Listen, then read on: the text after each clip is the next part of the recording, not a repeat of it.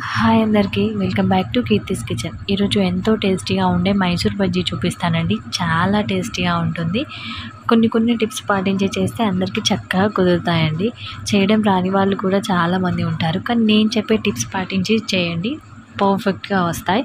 మీరు చేసినప్పుడు పిండిలాగా రావడం ఇలా వస్తే ఇంట్లో వాళ్ళు తినరు కదా, అలా ఏం లేకుండా నేను పర్ఫెక్ట్గా చూపిస్తాను, చేసేయండి. ఎలా చేయాలో చూసేద్దాం, వచ్చేయండి. ముందుగా ఒక కప్పు పెరుగు తీసుకోండి. కప్పు ఎంత క్వాంటిటీలో తీసుకున్నారో ఫ్లోర్ కూడా అంతే క్వాంటిటీలో తీసుకోవాలండి. ఆ తర్వాత పెరుగుని ఇలా చక్కగా బీట్ చేయండి. ఉండలు అనేవి లేకుండా ఇలా క్రీమీ టెక్చర్ వచ్చేంత వరకు బీట్ చేయండి. ఆ తర్వాత రుచికి సరిపడా సాల్ట్ యాడ్ చేసుకోండి. మీ టేస్ట్కి తగ్గట్టుగా యాడ్ చేసుకోండి. ఆ తర్వాత ఒక half teaspoon baking soda add చేయండి. బేకింగ్ సోడా వేసి ఒక 1 టీ స్పూన్ అట్లా ఆయిల్ యాడ్ చేసి మంచిగా మిక్స్ చేయండి. ఇలా మిక్స్ చేయడం వల్ల బబుల్స్ ఫామ్ అయ్యి పెరుగులో పుల్లదనం ఏర్పడుతుందండి. సోడా వేసాం కదా, బాగా పులుస్తుందన్నమాట. మంచిగా మిక్స్ చేయండి. బబుల్స్ లాగా ఫామ్ అవుతుంది, చూసారా? ఇలా బబుల్స్ లాగా ఫామ్ అవ్వాలండి. ఈ బొండాకి ఇదే సీక్రెట్ టిప్ అండి. ఇలా మంచిగా పులిస్తేనే బొండాలు ఫ్లఫీగా స్పాంజీ లాగా భలే వస్తాయండి. ఇలా ఒక 2 మినిట్స్ మంచిగా మిక్స్ చేసుకున్న తర్వాత మీరు ఏ కప్పుతో పెరుగు తీసుకున్నారో అదే కప్పుతో ఒక కప్పు నేను గోధుమ పిండితో చేస్తున్నానండి. మీరు మైదా పిండితో అయినా చేసేసేయచ్చు. నేను కొంచెం పిల్లలకి పెట్టాలన్నట్టే ఇలా చేస్తున్నాను. మీ ఇష్టం, మీకు ఎలా కంఫర్టబుల్గా ఉంటే అలా చేసుకోండి. ఆ తర్వాత చల్లటి నీళ్ళు కాకుండా కొంచెం వేడి నీళ్ళు కొంచెంగా కలుపుకుంటూ యాడ్ చేసుకోండి.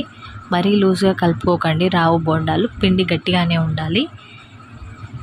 వీడియో క్లిప్లో చూస్తున్నట్టు ఈ కన్సిస్టెన్సీలో ఉండాలండి పిండి. ఈ బోండాలు ఫ్లఫీగా రావడానికి, స్పాంజీలాగా రావడానికి ఇలా కలపడంలోనే ఉంటుందండి. ఇలా బాగా మిక్స్ చేయడం వల్ల ఎయిర్ గ్యాప్స్ ఫామ్ అయ్యి ఫ్లఫీలా బాగా స్పాంజీలాగా వస్తాయండి. సో ఒక 5 మినిట్స్ అయినా మంచిగా బీట్ చేస్తూ మంచిగా కలుపుకోవాలండి. వీడియో క్లిప్లో చూపిస్తున్నాను కదా, ఇలా కలిపితే మంచిగా ఎయిర్ గ్యాప్స్ ఫామ్ అవుతాయండి. చక్కగా కలిపేసుకోండి. మీకు ఇంకో డౌట్ కూడా రావచ్చు, నైట్ కలిపి పెట్టుకోవచ్చా అని. బ్రహ్మాండంగా కలిపి పెట్టుకోవచ్చు అండి, కాకపోతే ఫ్రిడ్జ్లో పెట్టుకోండి. నెక్స్ట్ డే మార్నింగ్ వేసేసుకోవచ్చండి. ఆ తర్వాత ఇందులోకి కొంచెం చిన్నగా చాప్ చేసిన కరివేపాకును, కొంచెం పచ్చిమిర్చి యాడ్ చేసుకోండి. మీరు తినగలిగితే అల్లం కూడా యాడ్ చేసుకోవచ్చు. అలాగే కొంచెం జీలకర్ర యాడ్ చేసుకోండి. మీరు పిల్లలకి అల్లం పచ్చిమిర్చి తగలకూడదు అనుకుంటే క్రష్ చేసి వేసుకోండి. ఆ తర్వాత అంతా ఒక 1 మినిట్ మిక్స్ చేసుకోండి. మీరు ఫ్రిడ్జ్లో పెట్టి చేసుకున్నట్టయితే నైటే కలిపి ఫ్రిడ్జ్లో పెట్టేసుకోండి. మార్నింగ్ మళ్ళీ కలపొద్దండి. ఇలా మనం కలిపి పెట్టుకున్నాం కదా, ఇప్పుడు ఒక 1/2 అవర్ అయినా 1 అవర్ అయినా పిండిని నాననివ్వాలి. సాఫ్ట్గా వస్తుంది అప్పుడు. సో ఒక 1/2 అవర్ అట్లా 1 అవర్ నానిపోయిన తర్వాత చూద్దాం. దీన్ని ఏం కదపద్దండి, ఒక సైడ్ నుంచి తీసుకొని వేసేసుకోవాలి బోండాల్లాగా. ఇలా వాటర్లో కొంచెం చేతిని తడి చేసుకుంటూ ఒక సైడ్ నుంచి తీసుకొని వేసుకోవాలి. మీరు మళ్ళీ దీన్ని కలిపితే పిండి లూజ్ అవుతుందండి. సో చూసుకోండి. డీప్ ఫ్రైకి ఆయిల్ పెట్టుకున్నానండి.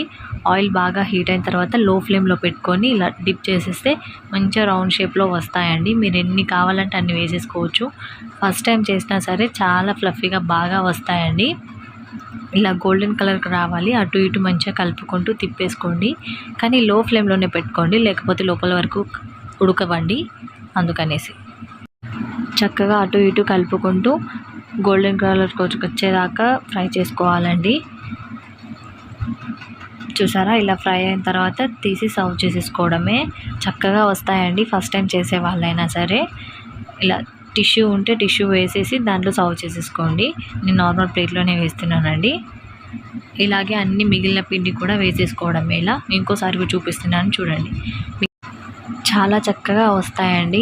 అలాగే మీరు ట్రై చేసి మీ ఫీడ్బ్యాక్ని నాతో షేర్ చేసుకోండి. అలాగే ఫస్ట్ టైం చూస్తున్న వాళ్ళైతే మన ఛానల్ని సబ్స్క్రైబ్ చేసుకొని కొంచెం సపోర్ట్ చేయండి. అలాగే మీకు ఇంకేమేమి వంటకాలు కావాలో కామెంట్ చేయండి. Thanks for watching.